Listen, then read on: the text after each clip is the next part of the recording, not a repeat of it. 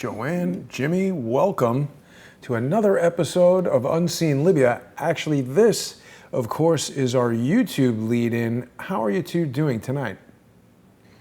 We're doing real good. There's so much going on worldwide that it should stagger all of us. All you can do is put one foot after the other. Exactly. Pretty interesting what's happening.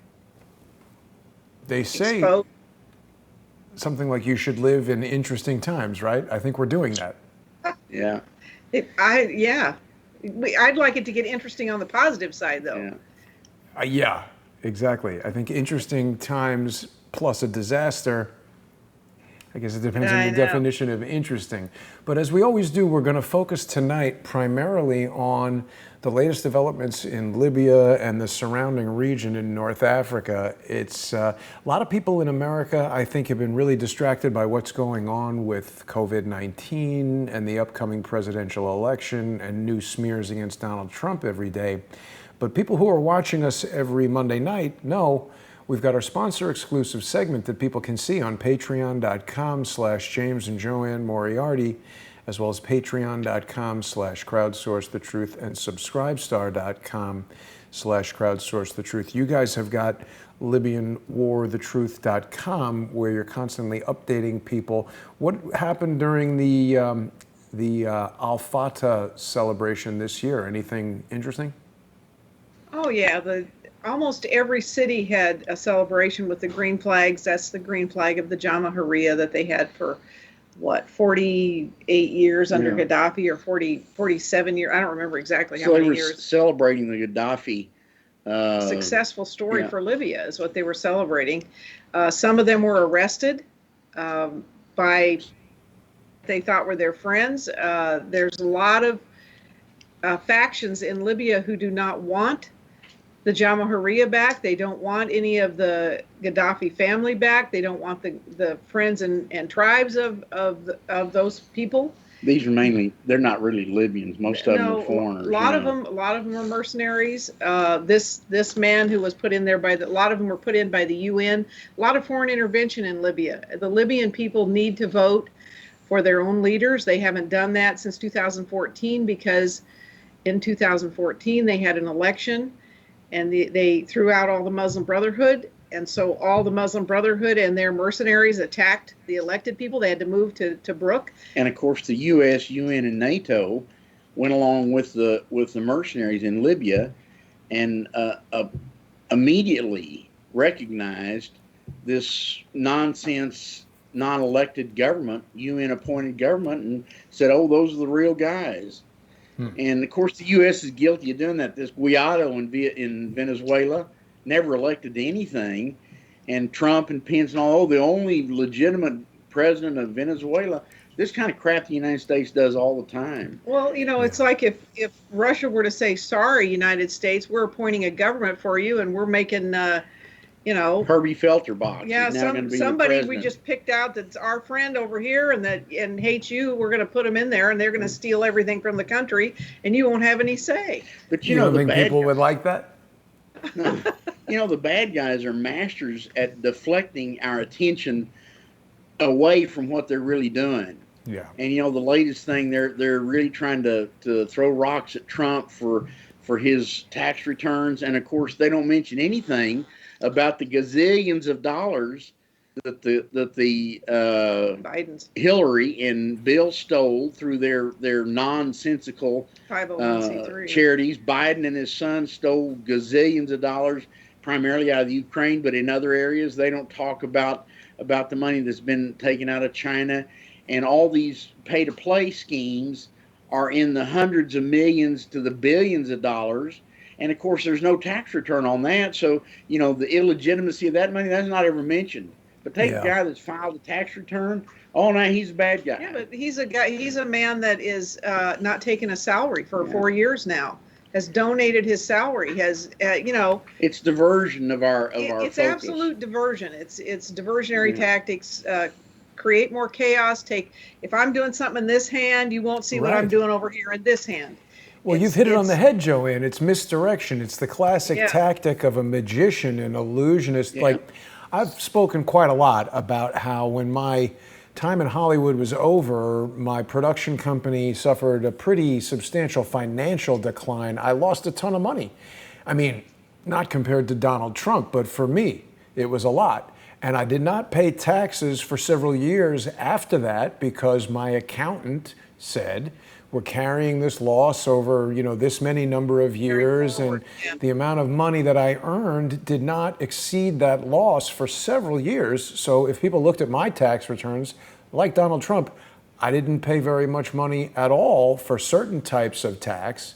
You still have to pay real estate tax and sales tax and whatever other kind of tax. But personal income tax, which is what they keep talking about, it's, as you said, JoAnne, this is a diversionary tactic because you print that in the newspaper, and now everywhere we have all these memes talking about, oh, I paid more tax than the president. Before you can even explain it to people, they already have it locked in their brain that Trump is somehow doing something illegal. A full-time employee for General Electric, the woman that washes the floors at night, pays more tax than General Electric. Right. The tax law is some thousands of pages thick. It's designed so that the corporations never pay tax. It's only the sheeple that pay the tax. And all these are legitimate inclusions in the tax law that benefit folks with a lot of money. And most of us don't ever get to the level that we are able to appreciate all those non-taxable events. But let's look at all the professional sporting corporations, the Dallas Cowboys, and all, every one of 501c3. 501, every one of them. How is that allowed? It shouldn't be. Cronyism, but obviously, it's cronyism. Who's on the inside and who's not. So, you go to a sporting event, you pay $20 for a flat stale beer that's obviously been filtered through a horse, and the guy that is selling you the beer is a non-taxable event. So no, wait a minute. Look at this. The foundation group has this thing here, because what you're saying, Jimmy, I've heard that before, and this thing is saying the NFL drops its tax exempt status. We're going to have to look into that. The interesting thing is, we've spoken about this lawsuit against me by the National Academy of Television Arts and Sciences. They're a 501c3. How is that? Like, what are they? Yeah, really. Why are all kings 501c3s? No kings are they never pay any tax. Yeah. There's no tax levied on them. Yeah, that was designed not for us. It's just for them, But I mean, this is a diversion tactic, and what they're doing.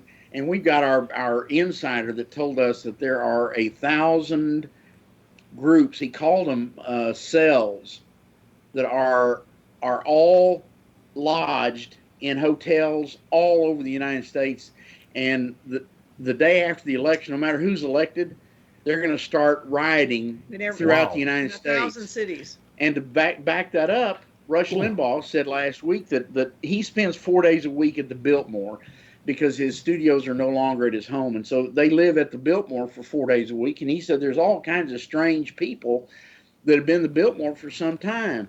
Wow. And he asked the manager of the hotel, who are these? He said, I don't know. So Rush approached one of them, and he said, hi, what are y'all doing? And he said, what are y'all doing here? Where are you from? What are you doing?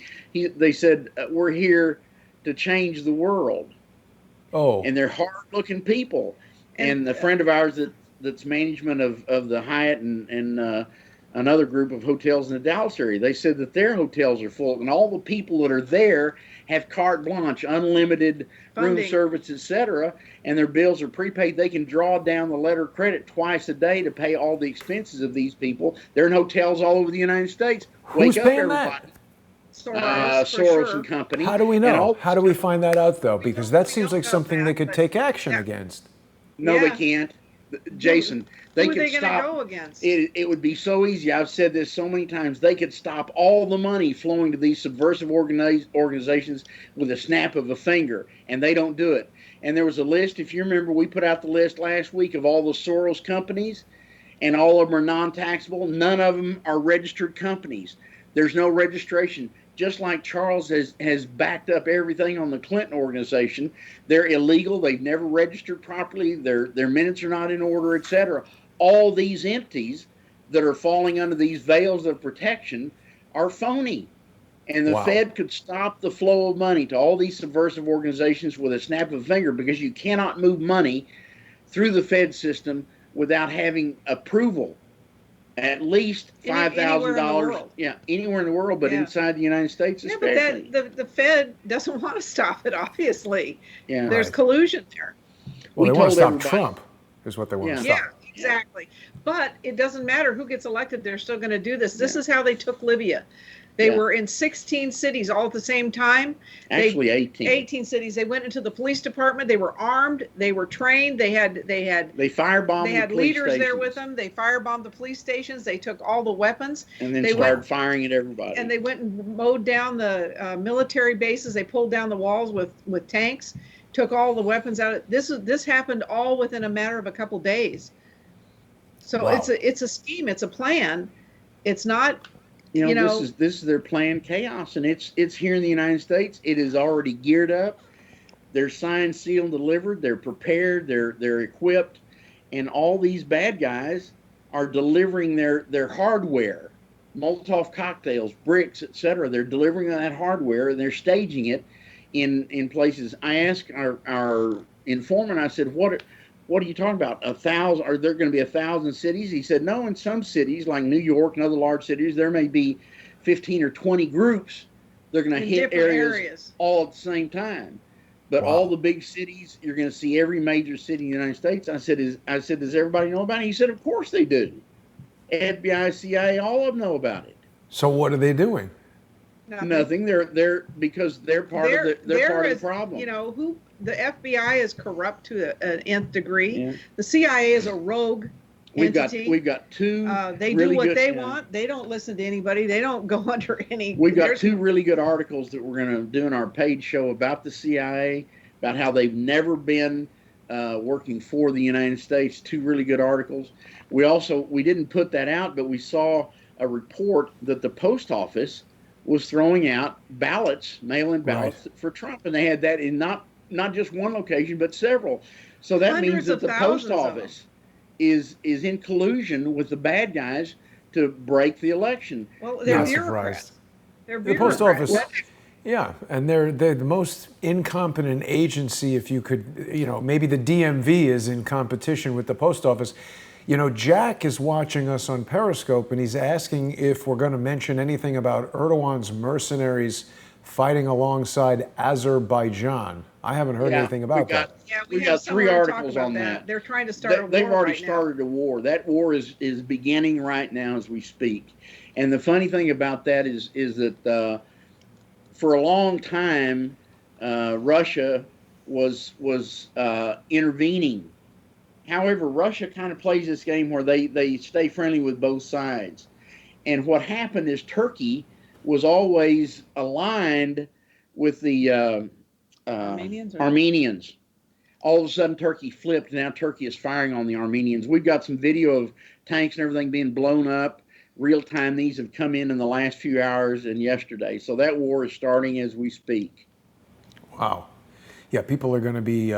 So I made a mistake with the title. Apparently, it still has the title from the earlier show today. I'll fix that afterwards. But we're going to be talking about this orchestrated chaos that's going on in Libya and how each week, even though we had some early signs a few weeks ago that seemed to indicate things might be improving, it just seems like they won't allow that to happen. They keep agitating and agitating. It's the same thing that we're seeing here. Just when we think something's going to let up, these horrendous globalists and their supporters keep agitating in the same sort of way. They're not going to allow the Libyan people in the street to have a vote.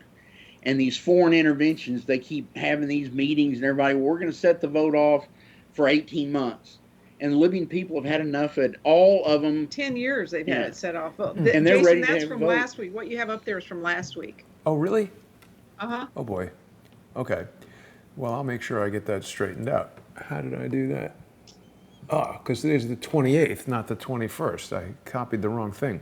We'll have that straightened out in time. We've got 15 minutes until Our sponsor-exclusive show begins on patreon.com/James and JoAnne Moriarty, and it really is important for Crowdsource the Truth viewers, those of you who can, to please sponsor the co-hosts as well as sponsoring Crowdsource the Truth. I couldn't do these shows without Jimmy and JoAnne. They're in direct contact with the tribal leaders there in Libya. They're the only people ever known to the United States intelligence apparatus to have achieved that. General Michael Flynn said they were the best source of human intelligence on Libya that the United States has ever had. People who are seeing Jimmy and JoAnne for the first time tonight should definitely go visit LibyanWarTheTruth.com. And if you sponsor Jimmy and JoAnne on Patreon, you can order their DVD. You're going to get free shipping on the DVD, so you save $5. It's a $15 disc, and it's $5 to ship it domestically. You know, we've joked in the past shows about how DVDs are a little bit outmoded, but it's going to start coming back around, because as we start getting shut down from these various social media platforms, which is just happening rampantly, having a physical item that stores the information may become one of the best ways to make sure you get to see it. Now, guys, we've got Bonnie watching on Facebook. I'm now able to interact with our Facebook viewers during the show because of a software upgrade. And Bonnie is saying that Gavin Newsom is buying up all of these hotels for pennies on the dollar and putting homeless people in there. I haven't heard about that, but it's something we've suspected, certainly here in New York as well. Okay, do you think that he is this poor too dumb to learn, never knew his father person, is providing homeless people with shelter and also giving them a carte blanche for room service, etc.? At the Biltmore. You know, believe me. This was at the Biltmore. No, this is a different deal. That may be going on too. Right. But what we're talking about is completely different. We're talking about high-end hotels. We're not talking about Motel 6 or something. The Biltmore, you know, the Hyatt and other hotels like that. And this is here in Texas. We had that validated to us. So, you know, when we hear Rush say it, and then we get validation from a local source. And we don't listen to Rush, but somebody posted it, and then I contacted them, and they said, yeah, what Rush said was that he asked the manager of the hotel, and he said, you know, every hotel around here is having this going on in them. That's what they told him. Man, how can they not act? How can they not say something? Why don't the cops go there? I mean, because the cops they're paying their bills, they're not breaking any law. The cops are no longer constitutional entities. They're revenuers. That all changed when Kennedy was president. So their job is to bring money into the system. They're all now foreign-owned corporations, for-profit corporations, and their job is to bring in money. And those guys are brought in there by the deep state with this plan that they've had in effect for a long time. Listen to what the Democrats tell us out front, and I'm picking on Democrats, but really and truly, there's enough subversives inside the Republican Party too. This bastard we got in Texas is as criminal a traitor as ever has drawn a breath. Mm-hmm. So there's 49 governors. And Tom on Facebook. Sorry to interrupt, JoAnne, but he's raising an excellent point. Homeless people in the hotels, it gives them a mailing address so that they can vote by mail. So this could be another tactic. Yeah, but I don't think there's a chance. If they actually counted the votes and had an actual vote. Have you ever looked at Trump's who comes to his rallies now? I mean, hundreds of thousands of people. Biden, there's been 4 of them lately where 8 people showed up. 6 people showed up, and they have pictures of them. They tried to take it out of the media. One of them, Biden didn't even show up. His wife had to go talk, and she apologized for him. Well, everybody needs to give him a pass because he's had 3 strokes. And listen, Jason, they have these Trump trains going on all over the United States. They do them on water, land. There's one here in Texas. They had a 55-mile long stretch of cars, nonstop, bumper to bumper, 55 miles long along the western border of Texas. No, it was on the southern border. Yeah, that's west and south. Texas is a big state, darling. Okay. Yeah, but okay. So, I mean, the fact is these are happening all over the United States. The crowds coming out for Trump are huge, but it's not just here. They've had huge crowds in Trafalgar Square. Many times there have been peaceful protests. Well, did you see? And Johnson came out with the goon squads and attacked it was a peaceful protest. they came out, then the British police with batons started beating those people at the Trafalgar rally with their batons, knocked women to the ground, kicked them and everything. And then the news said the protesters attacked the police. Bullshit. You know, this is the media doing a disservice. Yeah. They should be thrown in jail. Well, did you see on the 26th all the people that were in Washington, D.C.? Yeah.